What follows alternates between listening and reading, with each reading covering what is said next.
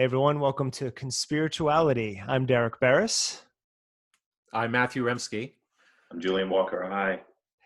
All right, and this podcast has come about from Matthew and Julian, who I've both known for about 9 years now, either online as Matthew or in person with Julian. We're both in Los Angeles, and I've had them as a guest on my Earthrise podcast the last 2 weeks. And A, I really love talking to both of them, and B, I think that these topics that we're addressing, which we all independently work on ourselves, are very important. And so we decided to make this a regular thing. So we'll be doing this podcast every Thursday. I want to give a brief overview of what Conspirituality is about, and then we're going to talk about our personal investments in this field of research and discussion. And then from there, we'll move on and talk about this week's topic.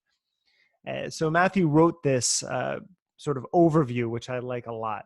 As the alt-right and New Age horseshoe toward each other in a blur of disinformation, well-intentioned discourse and honest debate are being smothered. Charismatic influencers exploit their followers by peddling dangerous conspiracy theories.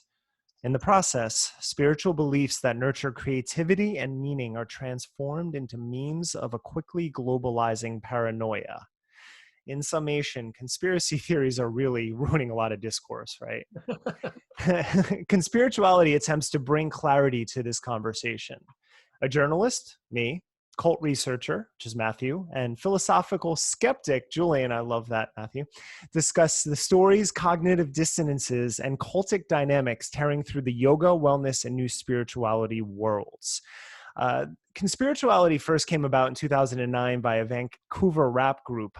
I actually came across the term a few weeks ago. My friend Ben sent me an article on Medium that a philosopher in London was talking about that topic, but he was referencing a 2011 paper by Charlotte Ward and David Voss that talks about the growing overlap between paranoid conspiracism of right-wingers and sort of the world that Matthew, Julian, and I have been engaged in, which is yoga, wellness.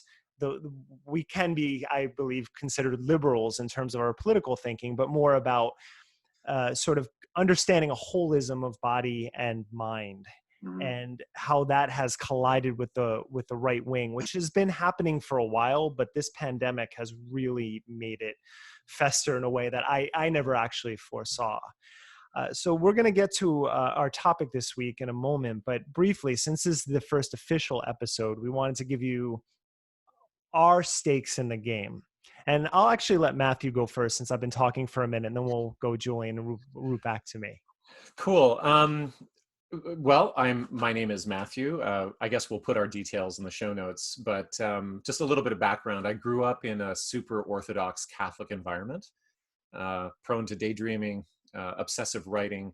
By 19, I'd won like a national poetry award here in Canada, and I was starting to work on the first of two very strange novels. In my early 20s, I had a lot of, probably 6 months worth of idiopathic seizures, grand mal seizures, quite extreme actually, unconscious for hours at a time, waking up in my apartment trying to figure out what had happened. And the fallout from that has always intersected in very mild ways with something called Geschwin's syndrome, which features usually an obsession with religiosity, but also hypergraphia, or the inability to stop writing. So those things resonate. I haven't been diagnosed with this, but I have suspicions. The short-term fallout of those experiences was a feeling of spiritual isolation and longing. And so these days, I can't help but to look at intense or terrifying experiences that get described in spiritual terms, maybe because that's what the person has available to them, through neurological and mental health lenses. But then, from 26 to 33, I was recruited into two different cults. And this was basically during the time in which I would have developed a more, legitimate professional life. And I certainly would have finished college, but instead I became a yoga teacher. I should say that at this juncture, I'm trying to go back to school online for counseling psychology to finish the college stuff that I wasn't able to finish, but also so that I can help cult survivors. Today, as a cult researcher, I'm really interested in how a lot of yoga and Buddhist groups especially control the bodies and psychologies of members, especially through the various theaters that orbit the male charismatic leader. Now, I've published on these groups for a number of years now. It's been depressing. I've been trolled, harassed, but I've come to see that it's been worth it. And also, I kind of have a joke about still having a religion, but it's the religion of disillusionment, or that moment in which there's clarity after a particular spell, especially an abusive spell, lifts. So it's been nasty work that I've been involved with, but it's also enhanced my belief in people's resilience, and it's made me spend a lot more time with my partner and my sons. So that's a little bit about me. It's fantastic. Matthew, we've known each other 10 or 12 years. I did not know some of those details, so I'm just taking it in. Yeah, right. I knew some of the later details, but not more of the childhood stuff.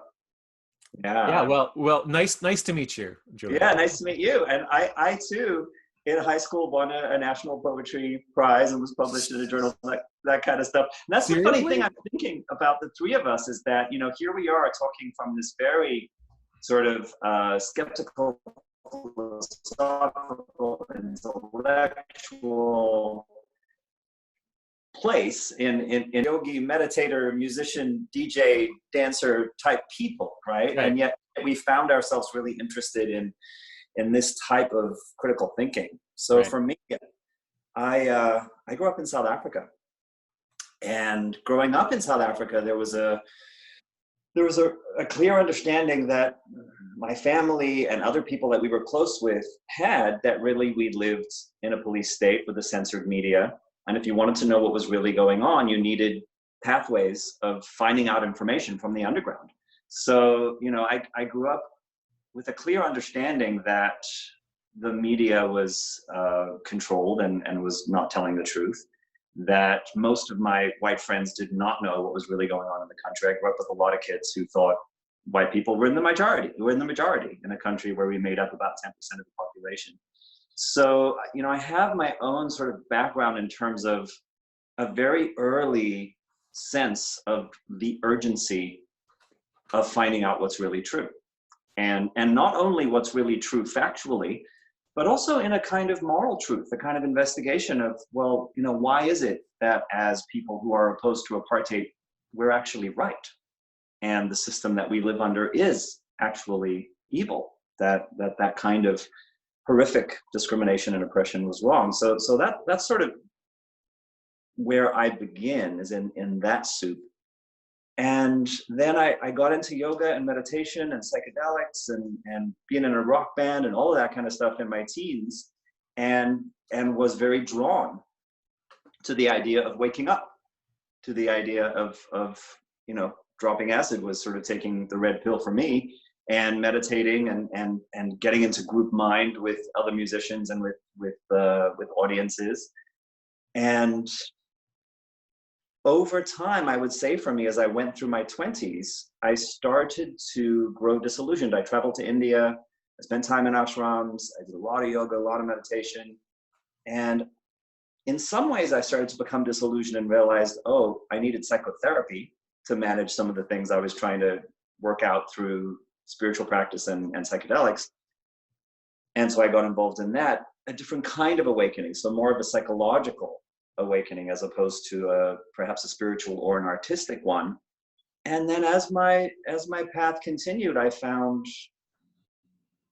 disillusionment with the new age and more of an interest in perhaps the type of enlightenment that we trace back to the 17th and 18th centuries in Europe, a sense of the value of reason and science.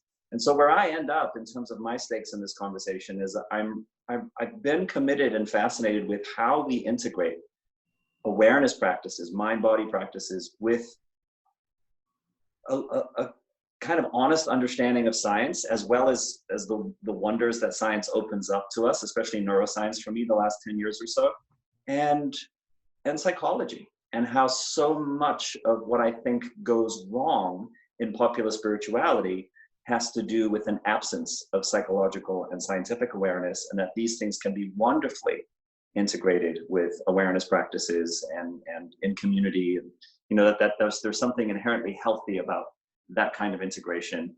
And so the time that we're in right now, with the profusion of conspiracy theories around COVID-19 and how they have infiltrated New Age circles and yoga circles, for me, it's been a powerful validation of my sense that a certain type of magical thinking and pattern seeking obsession and desire to sort of always interpret everything through a particular metaphysical lens has a shadow.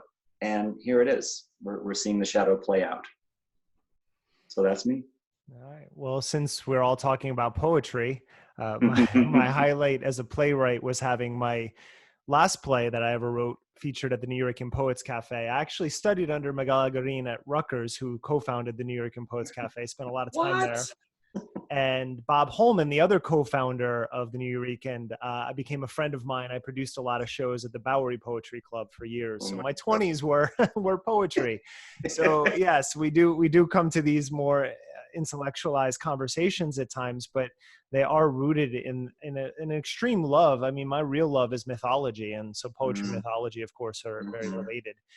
I remember once, probably when I was about 24 or 25, walking in Manhattan with my father and asking him why he raised me with no religion. And he told me that he grew up with too much of it. And that his parents made him go to the local Russian Orthodox church, but they stayed home, and he just grew disillusioned with it. So he decided he would never raise his children with any religion. And the irony, I guess you could say, is that I have a degree in religion, because by the time I got to college, I also found psychedelics. That's the topic of the book I'm working on now. But there was something about the Buddhist and Hindu texts that called to me. It was nothing, even if you're not raised with religion. Growing up in America, it is a Christian nation in terms of its ideological foundation. So there are certain ways of thinking that are indicative of Christianity in this country. And to have my eyes opened to these alternatives was groundbreaking. For 2 years, I was the religion columnist at the Daily Targum at Rutgers. And because I was also studying journalism, which was going to be and has been part of my career ever since. And what I noticed was I would go in the same day, I might go over to the Shabbat Center and then talk to a priest. I might talk to an imam. I would be interviewing all these different religious figures around campus. And every one of them thought that their way was the right way. And there was varying degrees of certainty and there was varying degrees of tolerance, but they were all sure that they had, as Alan Watts would say, the secret sauce or the juice, right? And that made me never really, even in the height of my yoga fascination in my 20s, it never allowed me to take any one system or person too seriously. Because I just knew that, as the Taoist would say, it is a river that leads to an ocean.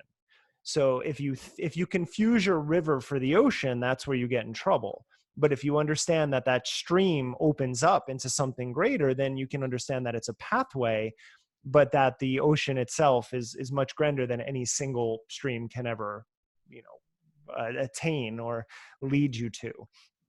And growing up in that sort of environment with my father, being a more skeptic about most of things in life, that just also opened it up to just seeing the way that people, these what I feel are really charlatans, whether they purposefully are or not, misguide people and mislead people. And it just bothers me because people come to practices like yoga, meditation, Buddhism, because they're seeking something and they're trying to make sense out of things and they're vulnerable. And I think vulnerability is a very important quality, and it's one we should nurture and allow to grow.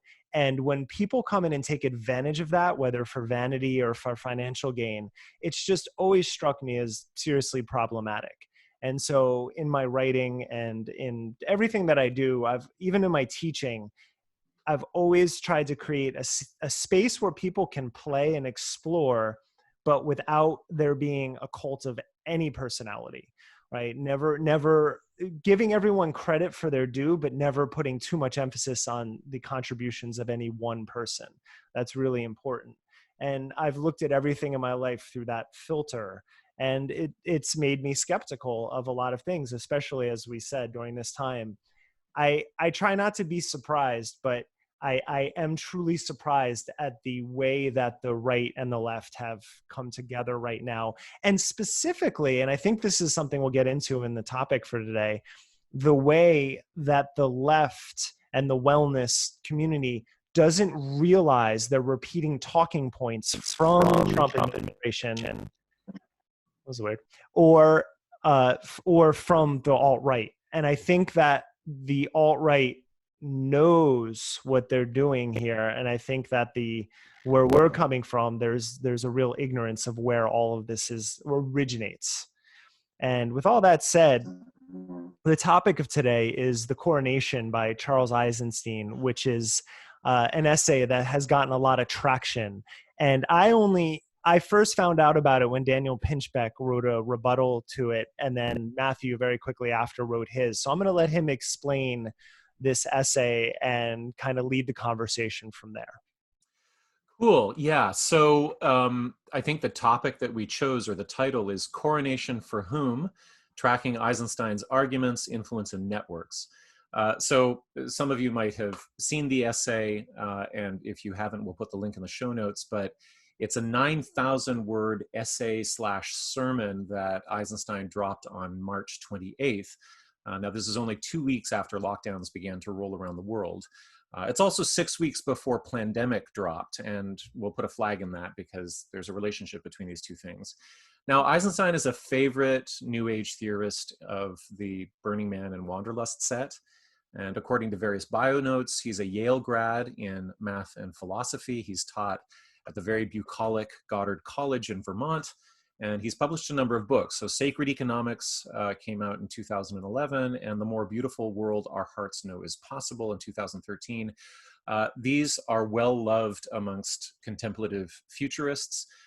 If you dig back in his book list, though, you'll find things like a book from 2007 called Transformational Weight Loss, which I hope you guys remind me to come back to, because I just found this today and it's kind of blowing my mind. It answers a couple of questions for me, actually. Now, through all of this, he's made it onto Oprah's Super Soul Sunday, and with The Coronation, he seems to really be up-leveling his reach. And you know, one of the things that I said to both of you in the outset of this project is I really want to focus on like the cultural impacts of the various conspirituality strains that we start to look at, because it's very easy to get lost in the weeds of, you know, sort of minor commentaries or sort of fringe characters. So I really want what we focus on to be able to look at what are the broader impacts. And for this essay, the stats are pretty clear. Like, we don't have access to Eisenstein's analytics, but from his own Facebook page, it was shared almost 2,000 times. But then it really takes off on Twitter, with Jack Dorsey himself, CEO of Twitter, pushing it to 4.5 million subscribers. Russell Brand has 11 million followers. Julian Lennon put it out. Dr. Phil Hammond, who I don't know, but he has 80,000 followers. He works for the NHS in Britain. There's an anti-Modi activist named Prashant Bhushan in India, and he has 1.6 million followers. Susan Sarandon posted it, 670,000 followers. And then Ani DeFranco pushed it out there over Twitter with 56,000 followers as well. Now, content-wise, the basic theme, I would say, is that not knowing in a vaguely Eastern-y spiritual sense of the word is the most intelligent approach, but also the most empathetic approach to not only the stress that's related to COVID-19 and the lockdowns, but also the data swirling around the pandemic. And this means that, according to Eisenstein, we should be open to doubts that we have about everything. Health policies, health reporting, death rates, whether it's even possible to know what's happening. The main thing that we want to avoid, he argues, is fear, which he says is actually more dangerous than the virus, because fear baits us into doubling down on our failing strategies of repression and control, which is kind of a keynote in his work, as far as I can tell. He concludes, however, that this fog of uncertainty and destabilization can be a liminal or initiatory process for those who are ready for it. And for a new world in which separation, which is kind of his bugbear word, has been replaced by non-dual something, which he calls in this work, and then I believe in other works, the Great Reunion, or the time of the reunion. So the big takeaway is that for this essay, the real crisis is not the pandemic itself, but how we feel about the pandemic. And if we succumb to the virus of fear, we will default to emotional and creative repression, and we won't enjoy or take advantage of this transformative moment. So that's my summary, but just to be fair, I want to also quote the memes that are listed on the Friends of Charles Eisenstein's Facebook page. They're pull quotes from the essay, and it gives a sense of what I don't know, his people or him, I don't know who does them, but whatever that his following really believes is important about this essay. So it's 9,000 words. You know, how are you going to sum it up? Well, they've kind of done it for us. And so one pull quote is, how much are we willing to live in fear? There's a lot of rhetorical questions, right? COVID-19, which are actually accusatory, COVID-19 will eventually subside, but the threat of infectious disease is permanent. Another rhetorical question. If it keeps us safer, do we want to live in a world where human beings never congregate? See, anyway, we can get to who would possibly be able to answer that, right? Another one, how much of life do we want to sacrifice at the altar of security? And then it just kind of like, it goes totally psychedelic with, on the other side of the fear, we can see the love that death liberates. So, what did you guys think? I've got a lot more to say about who he links to, what the essay is connected with. I have a lot of thoughts about the actual rhetorical style and some writing devices within it. But yeah, what did you guys think? Well, in terms of everything that you were just outlining so well, that, you know, there's this sense that there's a pre-existing lens that has certain landmarks in it, right? Right. And you're elucidating those already. The real virus is fear, and you know that's a new age trope that's been around for a really long time, that you're either in fear or you're in love, and right. If you're in, you can't be in fear, and if you're in fear, you can't be in love, which is the ultimate reality that we're seeking to always be in touch with. And so fear is the enemy. Fear is wrong. If you're afraid, you are failing to be appropriately spiritual. I think that this man is a wonderful writer, and obviously there's an eloquence and an intelligence at work there that is beautiful, and I get the appeal. I really get the appeal, and I feel like the word that kept coming up for me is slipperiness. There's a slipperiness in the way that the ideas are being unfolded that simultaneously appeals to that particular new age futurist idealist. The true answer to all of our problems is that we wake up out of separation, that we come into a place of deep unity, that we realize that these ultimate truths, right, that are in some ways beyond words, that have this non-dual quality about them. I think of it as a kind of a faux non-duality, because there's a category error of trying to apply ideas and perspectives from the phenomenological inner work of meditation to the outside world, to politics, to something like a pandemic. So all of that I find fascinating and disturbing. And I feel like he tries to ride several different lines. So he's trying to ride a line between appealing to that particular set of spiritual ideas, whilst also sounding sort of intellectual and making reference to data, and he doesn't really ever fully step into the light as being a prophetic kind of spiritual teacher, even though that is there. And then he also he also will say all sorts of things about conspiratorial thinking and fear and paranoia not being something that he's kind of down with. But then any of the links that he includes are links to people explaining the conspiracy theory. I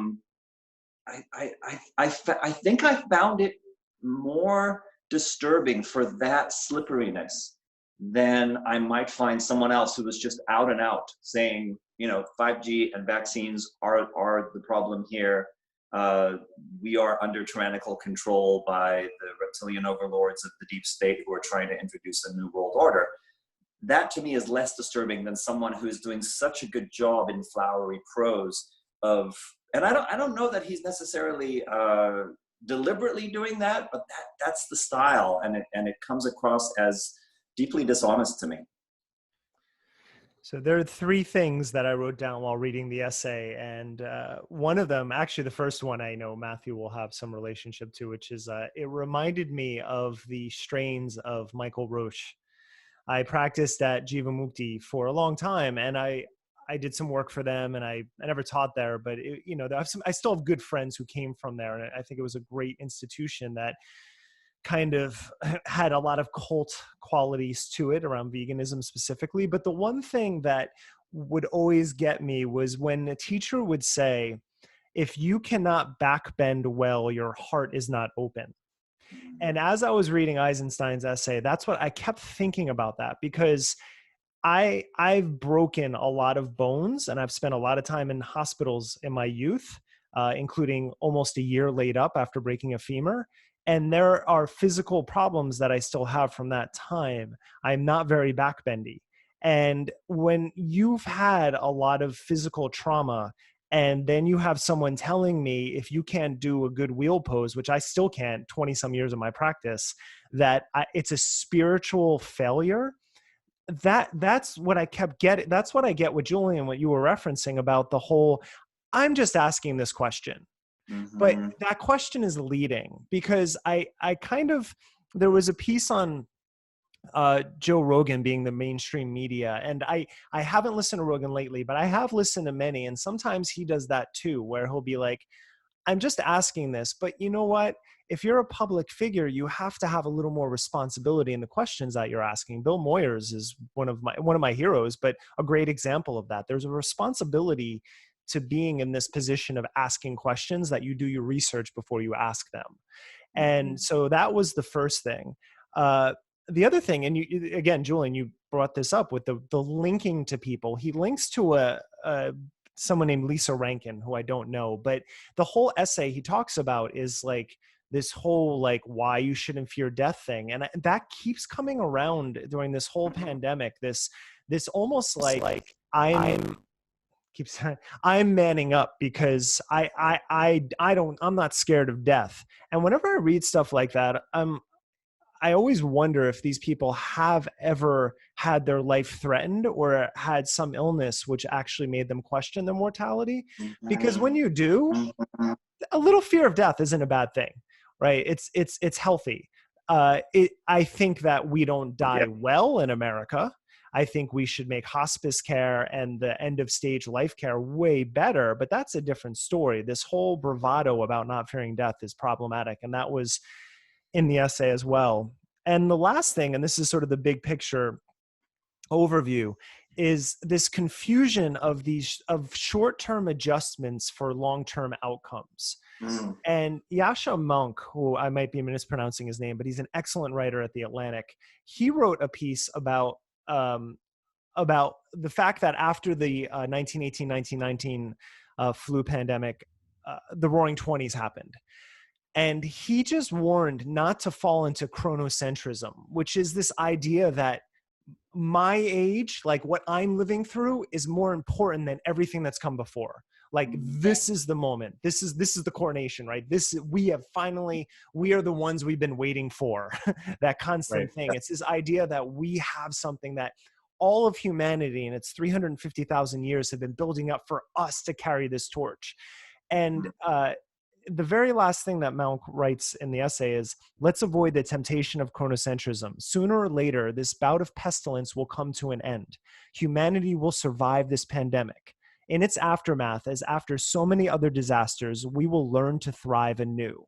And although the world we then inhabit will be different, it won't be unrecognizable. And when I read that, I'm like, what a level-headed, understandable approach to something that we have a short-term, we have to do certain things just to save as many people as possible, but understanding that there's a long game out there. And I feel like what's happening with people like Eisenstein is they're taking this moment to put up this spiritual pedestal that they're on top of, even if they're just asking, and that we're transforming into something different. There's a lot of transformation happening now, but the approach of that essay was so grandiose that it was really hard for me to even make sense of what we're transforming into, which should be the entire point of an essay of that magnitude. Yeah. May I leap in, Matthew, before you take over? Because I just wanted to add one thing. And by the way, Derek, whatever's happening on your end in terms of a glitch, every now and again, it's not coming through on this end. So. Oh, okay. Good to know. Okay. It's thank you. Yeah. So I just wanted to add to that, as you're saying, Derek, and as you pointed out in the beginning, Matthew, this is 2 weeks into quarantine. Right. That publishes this lengthy manifesto, right? Grandiose manifesto about the coronation. Now it's common. This is something that's very common in cult discourse, right? That there is a prophetic kind of moment that's very important, that me and my followers are living through. We know what's about to happen next. It is of absolutely massive proportions. It will change everything about humanity. And all of this, as you were saying, Derek, the small adjustments we're making right now are obviously now, we have to argue about whether or not we want those forever, or we're going to wake up into love and light. And the other part that I didn't say earlier that I wanted to add in, Matthew, is this extreme relativism that has become such a huge part of how people think and talk about things in the new age. That the sense that not knowing is better than knowing, that it's more humble, that ultimate spiritual truths are beyond dualistic conceptions of true and false, and it's all this kind of circular, self-contradictory set of ideas that ultimately, I think, serve the purpose of shielding us from cognitive dissonance and from feeling emotional and psychological tension and from having to pick a side when sometimes one side is completely wrong. And so there's something very seductive about a higher truth that disguises ideology in some kind of relativist, non-dual way. Yeah, I totally agree. And there's a number of things that I want to follow up on, but I'm glad that you brought up that you both brought up the grandiosity of the transformational moment, because, the title of our podcast project that's just getting off the ground is Conspirituality. And my understanding from the research of Ward and others is that what we really see is this conjunction of conspiratorial discourse in which three very spiritual ideas apply. Everything happens, nothing happens without a reason. Nothing is as it seems, and everything is connected. But from the conspiracist standpoint, especially when we drill down into the terror of places like QAnon and so on, we have this sort of apocalyptic moment that is being predicted, but then the spiritualism that conjoins with conspiracism to form conspirituality labels that moment as being ultimately transformative, or ushering in a new era, or it's a utopian vision. And so yeah, I think we're really getting to the heart of our theme that we're going to be exploring over the next however long we do this. I'm really glad that you brought up this juxtaposition between fear and love that is a New Age keynote, and it has been for years. And it reminds me of the fact that, like, the second cult that I was recruited into was rooted in A Course in Miracles, where the underlying sort of word salad refrain is, fear doesn't actually exist, only love is real, or if you're in fear, love can't exist, or love is your only reality and therefore fear is an illusion. So yeah, that's it would be interesting to sort of like just do some data on tracking the various phrases around the unreality of fear and the reality of love through time over the last 30 years, because I think we're seeing it in spades now. And with regard to the slipperiness, I just want to give a shout out to Jack Adam Weber, who took the time to rebut the Coronation almost point by point. And his Herculean effort really sort of proves the point that it takes a lot more time to correct BS than it does to make it. He spends 10,000 words on his rebuttal, which we'll post in the show notes. One of his main points is that Eisenstein is pretty successful at hiding his own conspiracism by pretending to be above it, not just through sort of burying his links way down in the text, but because he, gave this critique of Eisenstein's closet conspiracism, Eisenstein took notice enough to base his own follow-up, which was released just last week, on this very point. And it's called The Conspiracy Myth. But Eisenstein fails to cite or to link to Weber's critique, and then he goes ahead and he strawmans it. So when Weber says that Eisenstein is a closet conspiracist, he's referring to overstatements that contribute to the aura of intellectual relativism and then open the door to COVID-19 trutherism. And so he points out phrases or sentences like this. So this is Eisenstein, quote, "Since the threat of infectious disease, like the threat of terrorism, never goes away," not really, "control measures can easily become permanent. If we were going in this direction anyway, the current justification must be part of a deeper impulse," unquote. So that must, especially, which Weber points out, is like an absolutely unsupported claim, like that attributes intentionality and a plan and all of this stuff. It just doesn't get addressed at all by Eisenstein. And the basic point of his follow-up is that COVID-19 truth or conspiracies, they reveal collective unconscious truths. And that's why he does this pun. He calls his essay The Conspiracy Myth.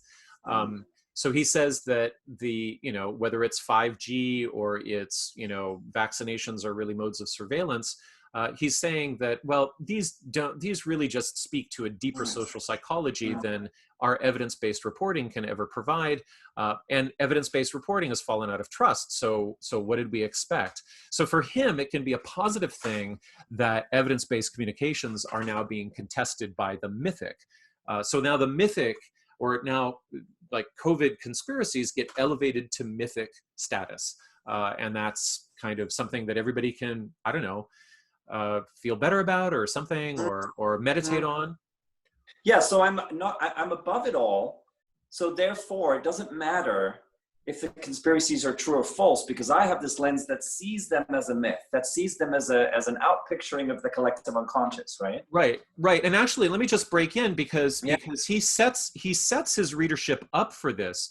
The Conspiracy Myth is several weeks after the Coronation, but 2 weeks before he publishes the Coronation, he goes on Facebook Live with Sayer G, his friend, who's also the founder of GreenMed Info, a famous anti-vax site, and they have an exchange which just completely blows my mind, because what he ends up saying is, all of this stuff is happening. And we're hearing about 5G and Wuhan towers and stuff like that. And then he says, let me give the quote here. He actually says, there's lots of narratives. There's this one, there's that one. And the way I hold them is, and then there's the standard narrative too, and minor variations on the standard narrative. And then here he says, so I like to hold them and see who I become as I inhabit those narratives and how I see the world. Do I feel helpless? Do I feel activated? Do I feel defeated? Do I feel despair? What view of human nature does it induce in me to hold these different narratives? And I think you can just get from the rhythm there that his primary concern is him. Right? It's like the narratives are, first of all, what reporters, what the WHO, what your public health officials are telling you about the pandemic, these are all narratives and they're all equal, and we can try them on like pieces of clothes and see how we look or feel in them, and then we can sort of assess them according to how, not how they impact us, but how they make us feel. And this like sort of traces back to, you know, I mean, that's 2 weeks before the coronation. He just continues on in that same vein, I guess, without any editorial support. And, you know, his essay ends up being sort of a hymn to this very abstract but privileged, you know, first person plural subject that doesn't really identify itself. It doesn't have any positionality. It is able to sort of ivory tower around. And really, like, I think what's most heartbreaking about it is that it has such emotional sort of pull for its readers, for his readership, obviously, that I wonder what happens to the actual feelings of the people who might not have read it and had other feelings, right? Like how you know, because if you spend 9,000 words, it's 45 minutes in this kind of trance state of kind of, you know, vague utopianism, but also, wow, what's happening? The world is really weird, but we can be wise at the same time. And if you spend that time, my question is, like, do you actually miss out on being able to grieve something, or where were your 9,000 words? I wanted to just before you say something, Derek, that's exactly it. That's exactly the extreme relativism I'm talking about, right? Right. That everything is a mere narrative, and all, as you correctly said, all of these narratives are on an equal level playing field. None more valid, or more false, or more problematic, or more dysfunctional, or more beneficial than the other. So I'm not a conspiracy theorist.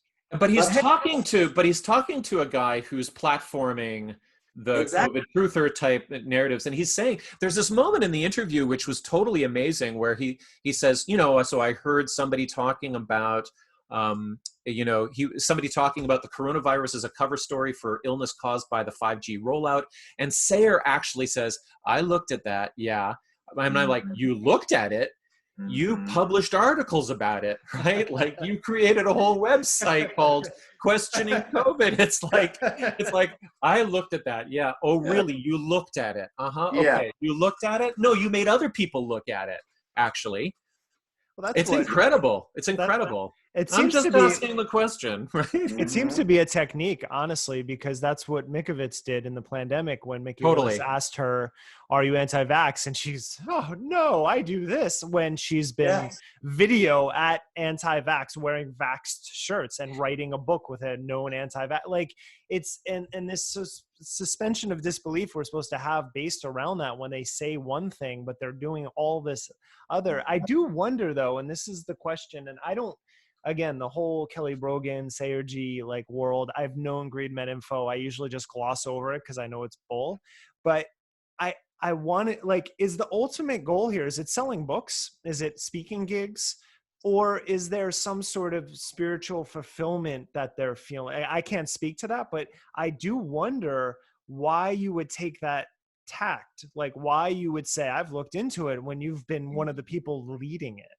Yeah, I mean, that's a very dodgy thing to say, and I try to stay away in all of my cult research stuff around intentionality or motivation. It's really speculative, but it's really, really suspicious. And it's possible that, you know, Eisenstein doesn't know the extent to which Sayer's sites have promoted 5G stuff. It's possible that in that moment, Sayer's sort of covering his ass and saying, oh yeah, you know, I've kind of heard about that too. And then they move on in the conversation, because really they're going to be talking about myths and not who's spreading around propaganda. So, so yeah, it's what we can say, I think, is that the Eisenstein sphere and the Green Med Infosphere share an economic space. And there's overlap between them. And it's almost as if, you know, it's like, I have this little, this way, you know, since Eisenstein's so hot on mythology, you know, I would like to present an idea called the Eisenstein Trojan horse. Because, you know, I think that the essay is like a really big, well-crafted, archetypal, mythic thing. It's offered as a gift, as in gift economy, like, and it seems to roll across the lines of political division on you know, these wheels of totalizing theory. And, you know, everybody who encounters it thinks it's very beautiful. It makes them feel serene. They pull it into their squares, their workshops, their conventions, their board meetings, their ayahuasca ceremonies. And it takes a lot of effort to pull it in. It's like, it's 9,000 words, right? And they sit quietly in front of it, and the sun sets, and they're gazing at it, and they go to bed happy and memorized and comforted. And then when they retire, this door drops open in the belly of the horse, and Kelly Brogan, Sayer G, Christiane Northrup, like, and Robert Kennedy all like rappel down on ninja ropes and start setting up pamphlet tables or something like that. But the thing is like we're not just talking about a town, because Jack Dorsey is tweeting this guy, right? So I don't know how to, I wish I knew who did the data science on how to measure the impact of something like that. But we're not talking about a small thing. We're talking about like an affect, a way of being towards information and data that really opens the door. It really opens the door towards COVID trutherism. And yeah, and doesn't really, and also is not particularly concerned. Like I would love to be able to ask Eisenstein personally, so how do you feel about your friends, you know, questioning COVID site, right? Is that just free speech, or, you know, are you concerned about what they're doing with that stuff? So yeah, there's a way in which it's like the coronation was a smart person's plandemic. And it kind of moved across the line into a whole bunch of demographics, and who knows, maybe soften people up for worse ideas. One thing that jumped out at me in his conspiracy myth is, you know, the whole myth thing. Mythology is generally the term used to reference what he's using. Myth is pretty well embedded in our language as something false. And Right. I know in my own writing, and that's also because my degree is in that, but I always use mythology when I'm referencing what he's referencing. And so I know that's a, you know, it's a slight point, but it came out to me, and I wouldn't have even brought it up, but right here it comes out to me in the very beginning when he says, I said my purpose is neither to advocate nor to debunk the conspiracy narrative, but rather to look at what it illuminates. It is, after all, neither provable nor falsifiable. Are you kidding? Yes, it is falsifiable. Like, there are plenty, like what he's wrapping around in the coronation, you can show it's falsifiable. So Right. when he says that specifically, it made it really hard for me to continue, because if that's where he's starting, I already know I'm going to just get shoveled the whole way through. Well, let's talk a little bit about where he is starting, because I also just want to say that, like, I try to be pretty assiduous at staying away from ad hominem, even frameworks. So even when I say something like where he is starting, it makes it sound like I'm talking about the person. I have no idea who this guy is. I don't know. I don't really care. And so I'm really just looking at texts.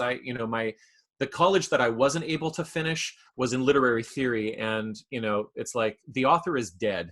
You just have the text, right? Just look at the text. And so what I did, going back into his book list, was I found this incredible book called Transformational Weight Loss. Now I was like, wait a minute, okay, so are you a dietitian? Did you study some juicing thing or something like that? There's no sort of, I haven't read the whole thing, so I might be missing something, but there's no framing around it that says I'm qualified to tell people about how to lose weight. And then I was wondering, okay, well, maybe there's something in his personal history. Maybe he's got his own personal weight loss story and he wants to share that. This is 2007.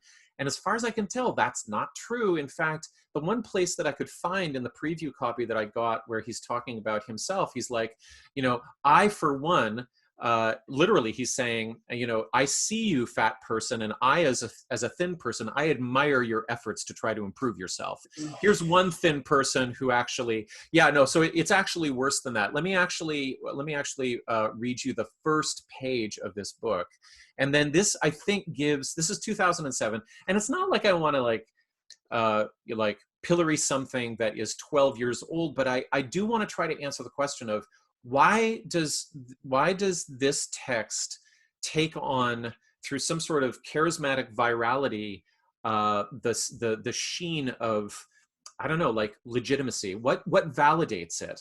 Like, is this a writer that somehow has been able to present an unearned authority in something, and have they gotten away with it? And I think with this book, there's the signs are that's true. So, introduction, this book is primarily for overweight and obese people, in particular those who cannot seem to control their eating. If you are fat and find it impossible to control the amount you eat or the foods you choose, then this book is for you. It is also for anyone who cannot seem to stay on a program of exercise. It's especially for you, blah, blah, blah. It goes down. The end of the little sort of intro sermon is, this book will be fundamentally different from anything you have ever tried before. And I'm like, oh, wow. So wait a minute. He's willing to write like a self-help manual that is fat shaming, ableist, it's 2007, and I don't think he would have heard the term fat shaming then. So I'll give him that. But this is somebody who's willing to, he wrote 9,000 words about COVID-19, and he's not an epidemiologist, but he wrote 144 pages about weight loss, transformational weight loss without being a dietitian. And so there's this kind of, what puts people in the position where they can do that? What kind of entitlement? What kind of incredible confidence? And no knowledge or sort of respect for scope of practice. What allows that to happen? And when I ask those questions, I know that I'm kind of in cultic territory of charismatic authority knows no limitation. It will go anywhere. It will do anything. It just feels that it's right. And again, I'm talking about the texts. I don't know if he does this in his regular life, but certainly the books give me pause. It's interesting, I went and looked at Daniel Pinchbeck's post that you referred to earlier, Derek, and it was really good. I thought it was a really good critique. And then I was looking down through the comments, and I noticed several people who are obviously part of Eisenstein's inner circle saying things like, when I listen to Charles, I don't listen to him as if he believes everything he's saying. Whoa. I listen to him as inhabiting multiple perspectives. Whoa. And right?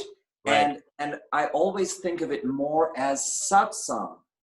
Oh. Right? More as sitting at the feet of the awakened one and just bathing in the energy of this incredible mind that can take all these different perspectives and ultimately show us that the perspectives themselves, it doesn't matter if they're true or false. They illuminate something about the human condition. They show us a way forward. I think part of what has been so appealing and why so many of the people that you listed retweeted or shared on Twitter this article, I think a lot of it is that someone who's able to pull back, and I think this fat shaming thing, this book about weight loss is really interesting too, right? Because it's almost like a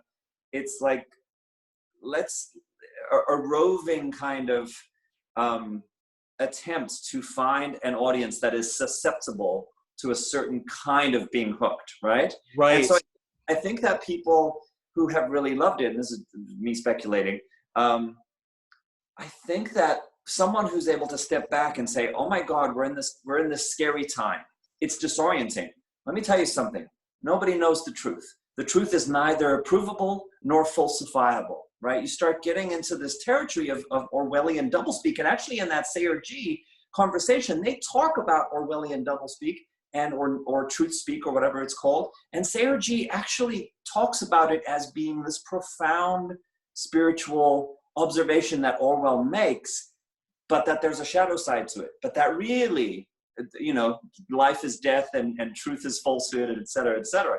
So to be able to step back and say, we're in this scary time. No one knows what's really true, but we've always lived we for a long time, we've lived in unsustainable ways. Maybe the coronation is our opportunity to wake up to making new choices about how we can live in love and unity and equality and all of these kinds of things. That who's going to say no to that, right? Who's going to say yes to permanent lockdown? Who's going to say we should never hug each other or make love ever again or give a massage, right? No one wants to go with that. Everyone is instantly on board with the idea that this is our opportunity to fix everything that's wrong with the world. What a wonderful pivot that takes away so much of the anxiety and refocuses us on idealism and some kind of future utopia. It can take away the anxiety to the extent that it's bought into, though, because it's actually a very anxious solution. The totalizing solution carries with it the sort of the possibility of its own fracture. Like I don't think, and I think, you know, the dedication that people will show to it might be indicative of how much you have to buy in order to sustain it. But I want like bypass. Pardon me? Like old spiritual bypass. Right. Now I'm looking at the time, and I want to ask you guys if you have time for like one more little change, or if Derek, you want to throw in something. Well, there's one thing, but go ahead, Matthew. Yeah, in terms of time, okay. In terms of time, an hour is an idea. An hour, and right? an hour. Yeah, I mean, and by the way, my hour is different from your hour, and you know, I'm in Eastern time zone anyway, and anyway. Yeah. So as of now, just know that I'm not. If I am ever limited by that, I will let you guys know. All right. Okay. I am not.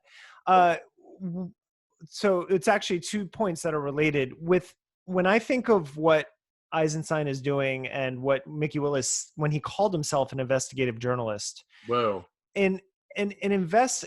If you are an investigative journalist, the truth is you do have to add a wide range of questions, and you do ask a wide range of questions, and you do have to look at multiple perspectives. That's very important.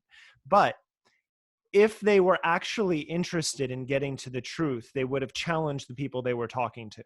You have to do your research and then ask questions that make people uncomfortable. That's the only way you'll ever get. And there's actually a style. I mean, it's something in my brief time as a actual reporter, it's hard because you need to spend multiple days with someone to do it. But you have to open up and let them be comfortable with you and then ask the hard questions.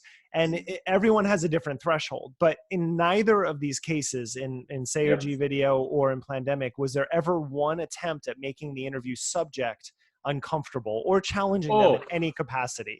Oh, not at all. And that leads to the like when you're constructing an article as an investigative journalist, you have conclusions. Like I'm reading the book Dreamland right now, which is about the opioid crisis, and it's a masterful piece of investigative journalism. And what Eisenstein fails to do, and this is to Julian's point about, you're right. If you're talking about transformation and unity and people getting to a better place, we're all for that. I don't know anyone who isn't. But I did not see in anything we've discussed in these 3 weeks, I have not seen any of the people we've discussed offer concrete solutions for getting there or where there even looks like. And so if you are anti-5G, what is that? Like break apart the telecommunications companies? Is it burning the towers? Is it throwing out your phones? Like what is the action necessary? Don't just raise people up, offer some solutions. And from all of these people, I see no solutions being offered. Yeah, I don't think the solution is the product, though. I think the solution is the product is the affect. Yeah. Let me jump in really quickly, Matthew, before we go to your next topic. I wanted to say that I just started watching the Netflix Epstein documentary. Right. I'm spacing out his first name right now. Jeffrey, that's right. I was Mark David Jeffrey. Yeah, so the Jeffrey Epstein thing, and I was really struck by exactly what you're saying, Derek, which is that here's this documentary that goes back in time to the beginnings of this particular investigative journalist becoming aware of Jeffrey Epstein and the things of which he was accused and you know, we found out he was very heavily involved in.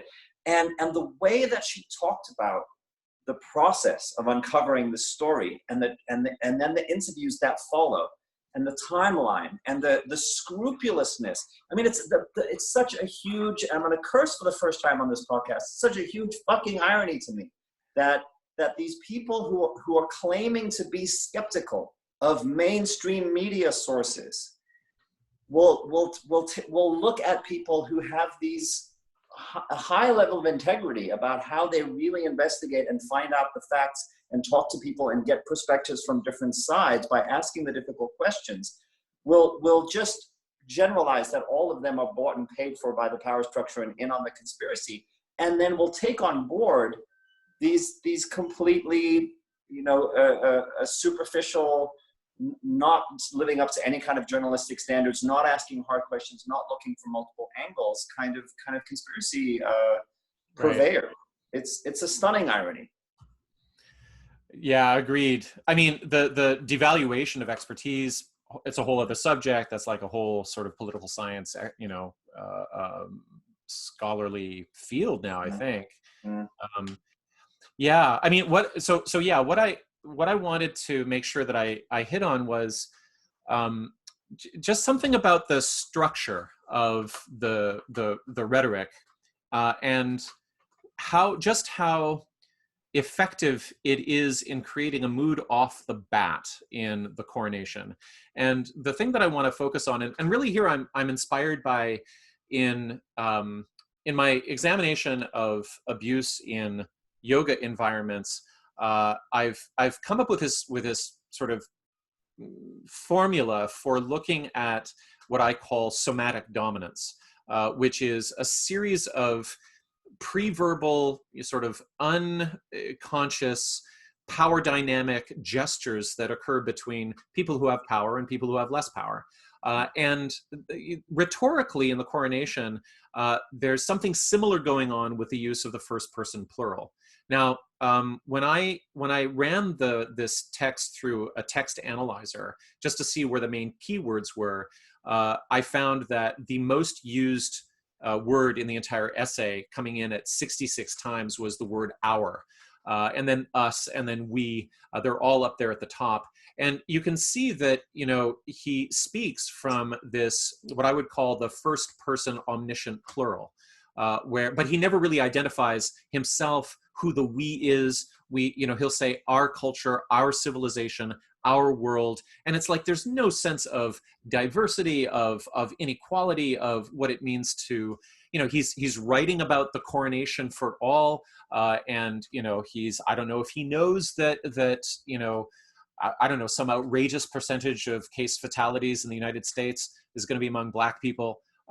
So it's just, there's all kinds of levels of sort of privilege that are unacknowledged and unspoken to. And so in my first kind of, WTF article about this, I really focused on the universalism of that language. But then, I heard him interviewed by Rich Roll, who I don't know, because he did probably a dozen interviews with various podcasters after he released the Coronation. And when I heard that, this other door popped open. So the first door is, well, he's trying to speak for everybody.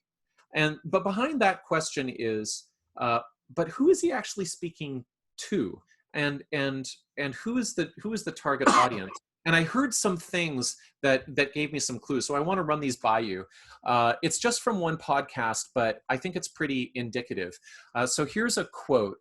He's describing what he finds to be problematic about the culture in general. He's talking about his concern about the myth of technological utopia. So here's the quote. And someday this grand project will be complete. This is what he says our culture, whoever we are, believes. And someday this grand project will be complete. When science develops a theory of everything, when nanotechnology and genetic engineering allows us to extend our control down to the nano level, then we will be completely safe and perhaps even win victory over death itself and attain to immortality and become the gods. the ultimate conquest would be to conquer death itself. Then we would have finally ascended over nature. And this ambition of ascent has a technological rendition where we ended up in space and uploading our consciousness to computers and things like that. And so it always also has a spiritual rendition, which sees spiritual progress analogously to technological progress as being more and more separate from the earth, from the world.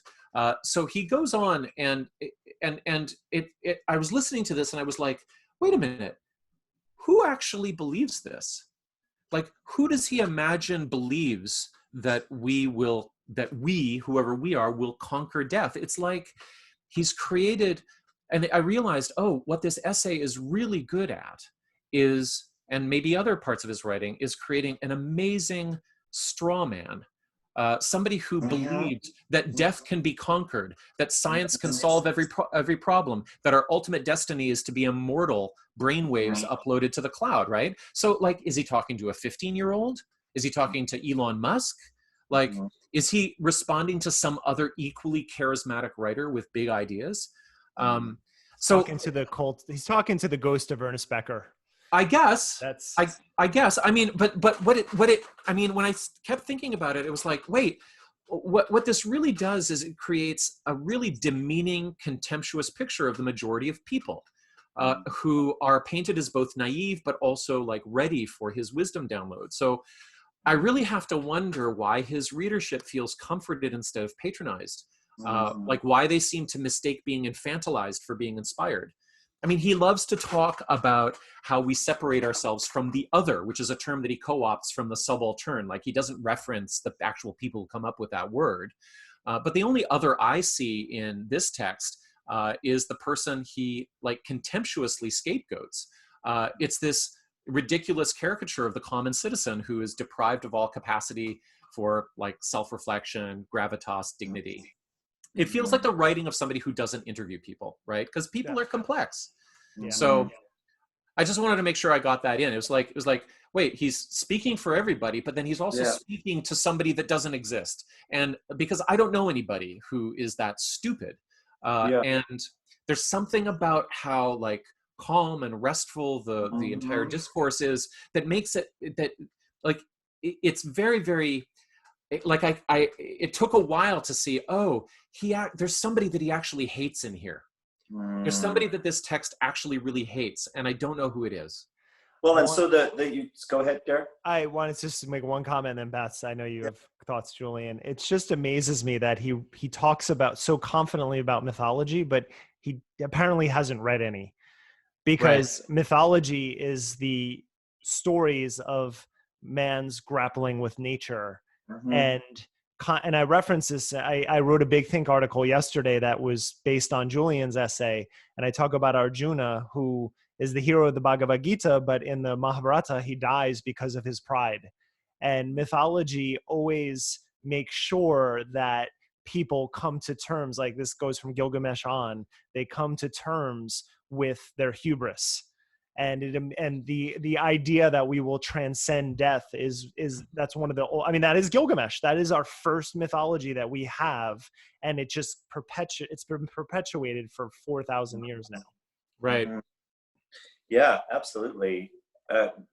This recognizing that there is this straw man, I think is big, because if you're going to present a vague utopian vision for which you are the prophetic kind of harbinger, then being very specific about the enemy that you're going to strawman seems really useful, right? And if that strawman is that science and technology has this inevitable kind of vision of where we're headed towards, that ultimately robs us of our connection with nature and of our humanity and of our true spiritual destiny, then I think that speaks very powerfully to the audience that we're all sort of situated within. Right. And I mean, props to Jack Weber for bringing out like closet conspiracy theorist, because as a term, because really once you unpack the straw man, this person that doesn't exist, it leaves me with the thought of, okay, well, like, who has been undone here? What has actually been? I don't know anybody. I don't know anybody alive who, if you sat down and talked with them, would say, well, obviously we're going to be cryogenized and that's what we want, and that we're not dealing with death properly. I mean, the thing about the conspiracy theory is that it always contains something that is more or less plausible. Yes. Or more or less resonant. And of Yes. course, we belong to a capitalistic neoliberal culture that does what it can to propagandize us away from death and destruction. And so it's like, yeah, that's obvious. But let's turn to the actual critiques of that instead of the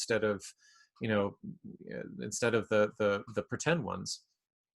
Yeah, and contained within that straw manning and that particular setting up of these oppositions, even though we're pretending to be non-dual, right? Contained within that then is the resonance with 5G technology can't be trusted. Vaccines are part of a medical model that has lied to us and doesn't have our best interests at heart and is willing to kill babies, etc. Right? Contained Right. is this. I'm not going to reference any of it directly, but I will link to some people who do, and I'm going to spin a more sort of abstract, intellectually sophisticated narrative within which these things are situated and within which you can find these kinds of resonances. And you're right, Jack does a very good job of pointing that out. All right.